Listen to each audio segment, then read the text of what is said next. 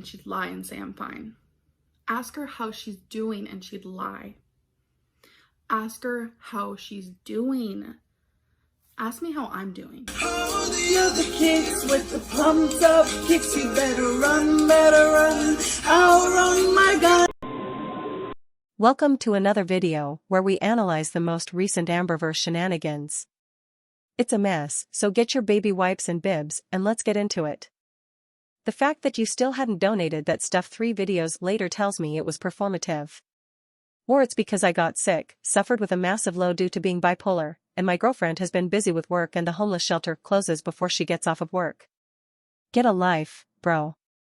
It wasn't performative, but of course you'll think that I'm Amberlynn Reid. I'm truly beginning to hate myself more than I ever have in my whole entire life, because of people like you. So, Amberlynn can literally pull up to a closed Goodwill and dump her unwanted items, but the homeless shelter closes before Wipey gets off of work. Her area has a 24-hour hope center, but go off sis, and she absolutely cannot find a way to donate those items? Wipey must be getting some crazy overtime if she's working literally every day, preventing Amberlynn from doing her righteous donating. And she claimed in a recent Q&A that she hasn't gotten sick in a year, so I'm not sure where this sudden sickness came from. And it's hilarious that her bipolar disorder, that she admitted in her last I Lied video she was never officially diagnosed with, didn't stop her and Wipey from constantly visiting retail stores, going out to eat, going to Eric and Ricky's, etc., and all the time leading up to her buying the items to donate. But as soon as she gets called out for never donating the things she bought, now all of a sudden she's immobilized by her illness. Also, considering we all know her videos are pre-recorded, how long has it actually been since she bought those items and has just been hoarding them in her house? Between her buying items for the needy from the dollar store despite us seeing her blow hundreds of dollars at Walmart, Target, Torrid, etc., and her literally not donating any of the items she claimed to have bought for charity, it does in fact look extremely performative. Also, the items she buys are literally laughable and it looks more like she's shopping for her own house and not buying in bulk to donate to a shelter, but I digress. If you haven't already watched the clip where she shows what she bought, please find it, it's absolutely ridiculous. Some of the highlights were literally 1 Kit Kat, a box of Swiss rolls, a bag of Bugles, a pack of random yellow cleaning gloves, and a small bag of Werther's caramel. Before she goes shopping, she says she went to the dollar store because it's cheaper to buy multiple individual items in bulk for $1 each than one more expensive item from places like Walmart, but then proceeds to buy literally nothing in bulk, instead buying just one of most of the items she donated. It literally looks like she went in with her personal shopping list and filled her cart and then threw in a few random items to give to people in need. I wouldn't normally knock anything donated to the needy, except none of this stuff actually got donated, so I have no problem knocking the stupid and insensitive items she bought, but at this point it would have been more helpful for her to just write the shelter a check or call them to get a list of things they're in need of. She also says in the video before she goes shopping that she knows the homeless shelter was closed at the moment and they would have to donate the items later that week, implying she knew the hours of the homeless shelter as well as Wipey's work schedule and had an opportunity to donate the items that week, but simply chose not to. Hey lovely. Respectfully, have you spoken with your psychiatrist about possibly being autistic? No. Why are so many people saying this recently? Are y'all trolling, or is this a discussion that is a hot topic currently on some subreddit or reaction channel? I guess I'm just confused. Amberlynn is choosing all of these questions regarding autism for a reason, and I can only sincerely hope this isn't the start of her squeezing her enormous body into the autistic community and ruining their safe space. She knows full well she is not on the autism spectrum and has had no reason to believe so besides occasionally getting overstimulated and anxious. Literally one Google search of "is overstimulation possible outside of autism" will tell her that some episodes of sensory overload are common, although some adults can experience it regularly, and it does not automatically mean you are on the spectrum. It simply means your brain received too much information to process at once and can cause aggression or anxiety. I'm tired of her seeking out posts like these on purpose to give herself a reason to clickbait and diagnose herself like she did when she was convinced she had ADHD. People on the spectrum are often easily overstimulated and it causes anxiety, etc. Not a doctor, but a teacher. I've always gotten anxious when overstimulated, but it's only gotten worse since I've gotten older. Never once does she clarify that she is not on the spectrum or is not trying to diagnose herself with anything. She knows exactly what she's doing. She's always quick to tell people not to diagnose her when they suggest her symptoms may be caused by something related to her obesity. Where's that animosity now? She is setting us up to believe that she has autism and I am absolutely not going for it. At your weight, a low heart rate is bad. Your heart may not be working right, see a doctor. I do see a doctor, and they aren't concerned at all. She seems so smug about this, but didn't she literally stop counting steps and retire her Fitbit because her heart rate was giving her anxiety attacks? And now she's just smugly posting about how her doctor doesn't seem to care that she has an abnormally low heart rate as someone who is morbidly obese, which can indicate underlying health issues. Sounds about right.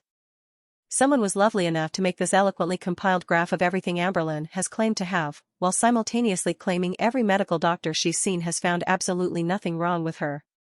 I just thought I'd throw this in here so we can take a stroll down the memory lane of Amberlynn's medical history. Are you insinuating that it's Becky's fault that you didn't go to the doctor sooner, pre-cancer? She didn't seem concerned, which made it to where I was less concerned than I should have been. I'm pretty sure we talked about this on livestream, but she didn't want to take me to the ER the night I was bleeding to death.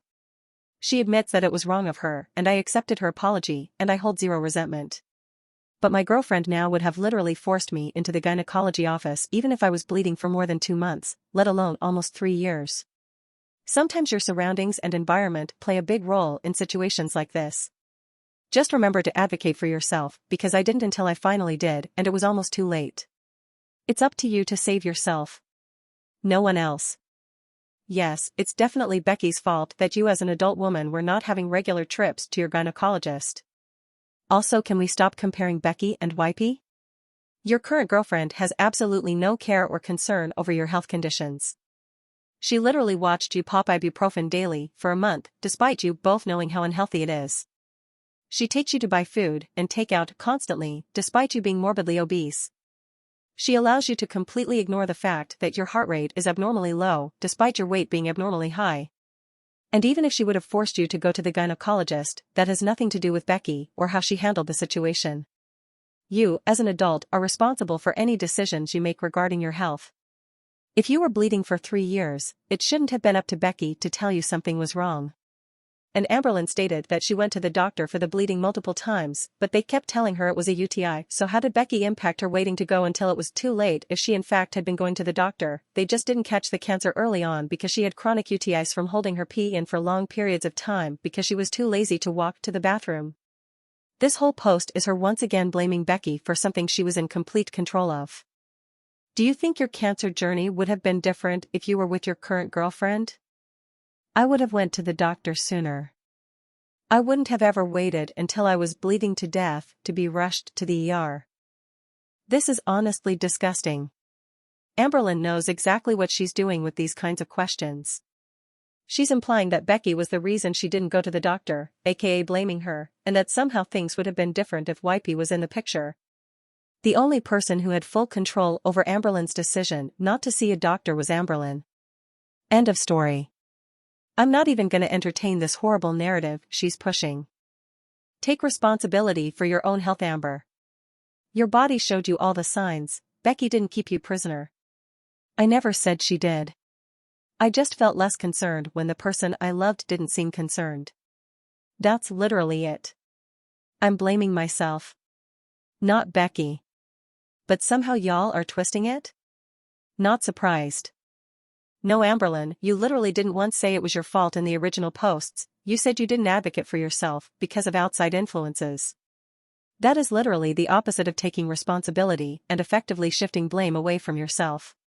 You didn't start blaming yourself until people called you out for trying to literally blame your ex for not catching your cancer until it got bad. If her point was supposedly that she was blaming herself, why did she bring Becky up in the first place? Why is she specifically choosing to answer questions about Becky and how it would have been different if she was with her current girlfriend instead? I'm so tired of her trying to gaslight her audience like some kind of master manipulator. She's literally just a big awful toddler. What's your opinion that people call you a narcissist? Do you believe in these rumors? No, I don't believe people calling me a narcissist, which is diagnosing me with an illness that my psychologist told me I do not have. Isn't it ironic that the only mental illness her psychologist has told her she absolutely doesn't have is the only one that would, in her mind, paint her in a negative light instead of as a victim? Also, if she knows she doesn't have narcissistic personality disorder, why is it in her name? You don't see healthy people going around making Instagram names like hypertensive goddess or diabetic queen. It's incredibly insensitive to take a very real disorder and use it as some weird form of trolling her audience. You weren't bleeding to death. I see trauma and patients can't post on Snapchat while it's happening. I never posted on Snapchat while it was happening. Who told you that? Becky was taking pictures of the first 5 minutes I was in the hospital. I was there for almost 24 hours, by the way. I posted them on Snapchat months later because people weren't believing what I went through. Those photos were only from the first 5 minutes of bleeding. It only got worse after that, but by that point, she was too scared to take any more photos. Stop spreading false information. Again, you were not there. Invalidating what I went through because I'm Amberlynn Reid and you dislike me is honestly disgusting. That night was the scariest night of my whole life. First, I'd like to clarify that although she might have been bleeding heavily, she absolutely was not bleeding to death. That would have required multiple transfusions, and she likely would have coded at some point, even if they were able to bring her back. Extreme blood loss isn't something I would wish on anyone, and I'm sure it was very scary for her, but Amberlynn is likely exaggerating the extent of her bleeding. Those things do not have to be mutually exclusive. If she had come in bleeding to death, Becky wouldn't have had a chance to take any pictures. She would have likely been hemodynamically unstable, and she would have been rushed to the ER and treated immediately by doctors, given a transfusion, and been administered whatever it would have taken to save her life and stop the bleeding.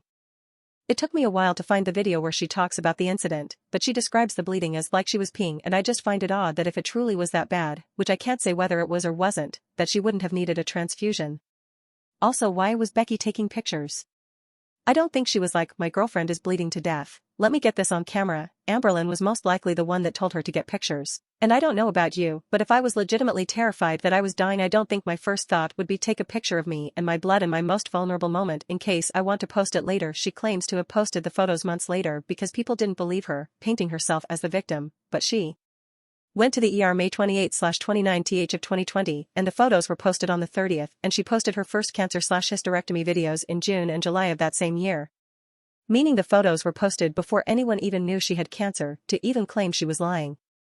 I'm tired of her painting herself as the victim in literally every situation, even when it was literally impossible for her to be. That's all for today's video. Thanks for watching. Let me know your thoughts down below.